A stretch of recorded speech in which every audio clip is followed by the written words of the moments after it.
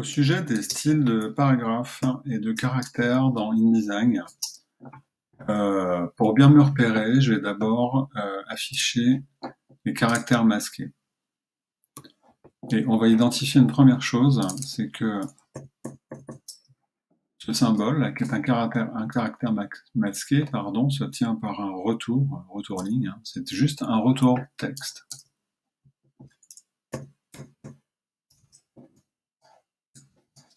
Si dans un paragraphe, je veux faire un retour à la ligne en restant dans le même paragraphe, je vais appuyer sur la majuscule du bas et je vais sur la touche retour. Ça va me faire ce qu'on appelle un retour forcé, qui s'identifie en caractère masqué par un petit symbole comme ça.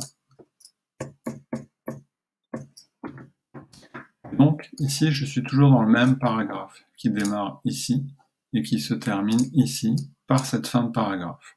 J'ai déjà appliqué des réglages de typo et d'espacement. Et par exemple, dans tous ces paragraphes-là, j'ai une marge à gauche de 13, j'ai un espace avant de 9.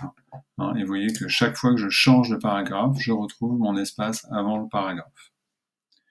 Ensuite, si je veux maintenant aller enregistrer, c'est la première méthode pour faire des styles de paragraphes, j'ai déjà enrichi mon texte, j'ai mis la typo que je voulais, j'ai rajouté un petit filet, j'ai mis la taille que je voulais, et maintenant je veux enregistrer ça dans des styles de paragraphes. Je vais juste me placer dans mon texte avec mon curseur, et dans mon style dans ma palette de styles de paragraphe, je vais aller venir dans le petit menu, nouveau style de paragraphe. Je vais le nommer.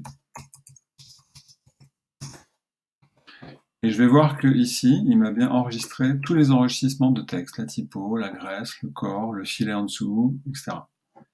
Je vais bien cocher appliquer le style à la sélection. OK. Quand je fais ça, il m'a créé le style de paragraphe qui va bien et il me l'a appliqué à ce texte-là. Je vais faire la même chose pour mon intertitre. Je me place dans le texte, nouveau style de paragraphe,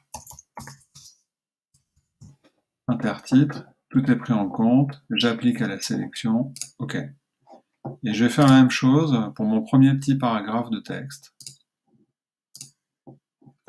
que je vais appeler texte courant. OK. Ensuite, pour mon texte courant, je vais venir appliquer mon style aux deux autres paragraphes.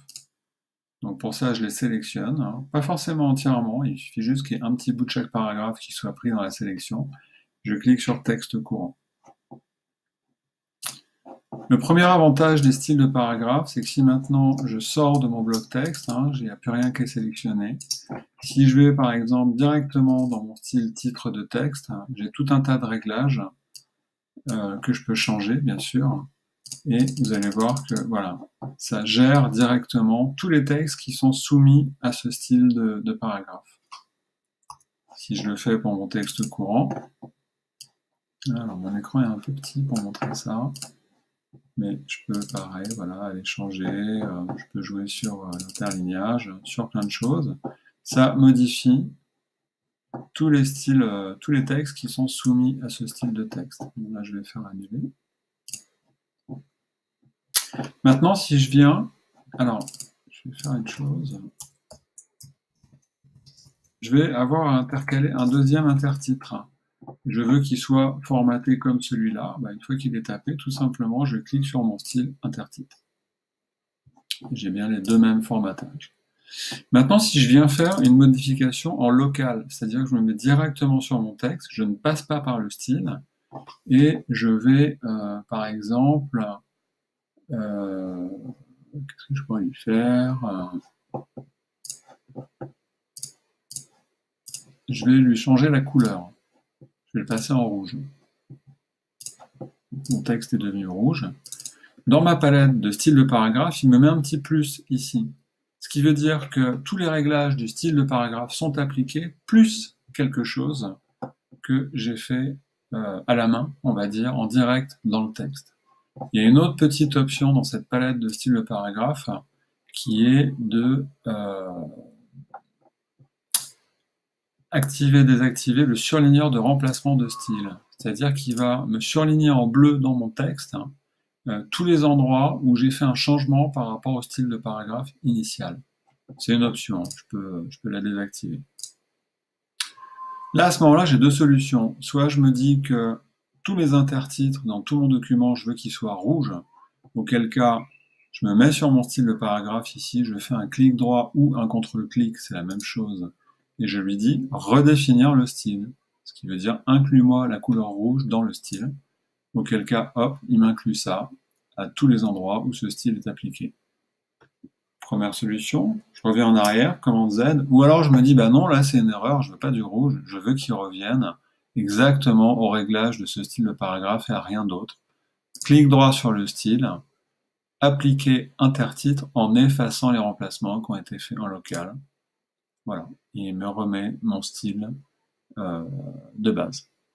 Donc il faut bien faire attention à ça, quand vous avez un petit plus à un endroit dans